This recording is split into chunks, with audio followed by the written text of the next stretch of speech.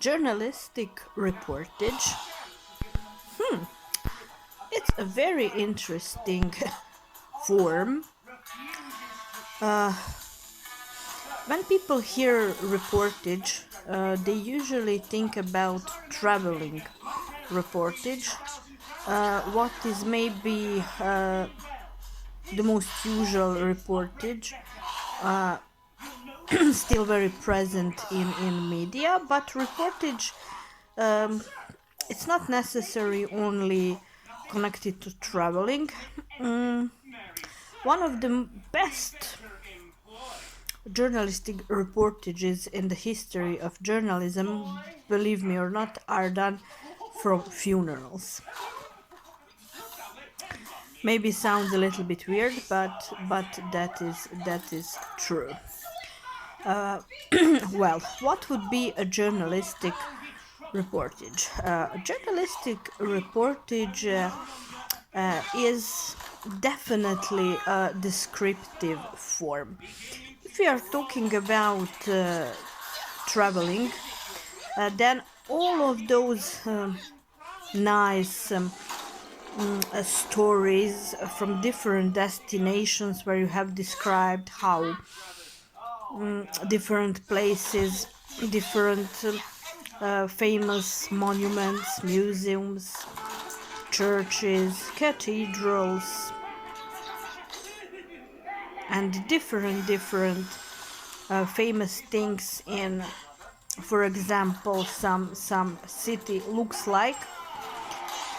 That is a traveling reportage. Of course, in reportage there is, of course, an informative side that will tell you where in some city, if we are talking about traveling, you can find, I don't know, maybe the cheapest food or the best food, how much you need to pay to visit this museum or some some other famous and important buildings, some, I don't know, old theater, and so on. When we are talking about reportage, I remember when I was studying, I done one very interesting, and that was a reportage from an operation from a theater. That was a heart operation. Uh, I done a reportage from there. It was very intensive. It was very descriptive, and I remember when professors were reading that reportage, that they were very satisfied with it. They were surprised that I chose to write a reportage from a place like that. So yes, you can write different types of reportages. It's not necessarily connected only to traveling, but maybe that is the most common one. So in a reportage, of course, you have that news side where you will explain the 5W, but maybe it is better to say that there is a report inside, so that a news with a background and uh, a necessary descriptive element in a reportage that will describe, uh, for example, if I'm talking about my reportage from operation, then I describe the whole atmosphere, what was happening there, very precisely. I described it, so it was possible to feel the atmosphere, the tension of the operation. So reportage is giving that freedom to a writer to show that writing ability, to make a written word alive, so that you can really feel, for example, if there is a reportage from Italy, from Venice, from example, so that from that reportage you really can feel how is in Venice, what was the weather like, the smells, the noises. So the reportage should be like that. If you close your eyes and you are before that you read the reportage, let's stick to traveling from Venice, for example. When you close your eyes, from the reportage you can see that scene in Venice that is described in a reportage.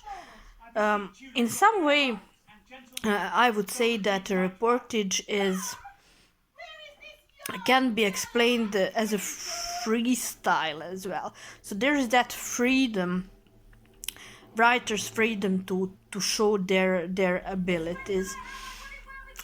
These days, reportages, maybe some newspapers, especially magazines, are having a traveling reportage, but a long time I didn't see reportages from some other events. But of course, uh, that the reportage is not just connected to traveling. So it would be really nice that for practice you choose some totally unusual event and write a reportage from there. That would be really interesting for you to practice, and definitely would be interesting for people to read. It can be a reportage from wedding as well. So that there are limitless possibilities. In a reportage, you can give yourself that freedom to play with words, to show your how good writer you are. In reportage, you can definitely show that. And of course, if you want to share your work with me, I would be glad to read it, to enjoy in your work. I will always give an honest feedback, a totally objective one. If you want to write me, you can do that on Instagram. The handle is, the hashtag is Travel With Me Magazine. You can write me an email, that would be in a description. And of course, you can follow the platforms to see when is an opening for some new program, for those ones that want to start their media platform or their media company, their magazine. I will be here to help. Till then, write something interesting.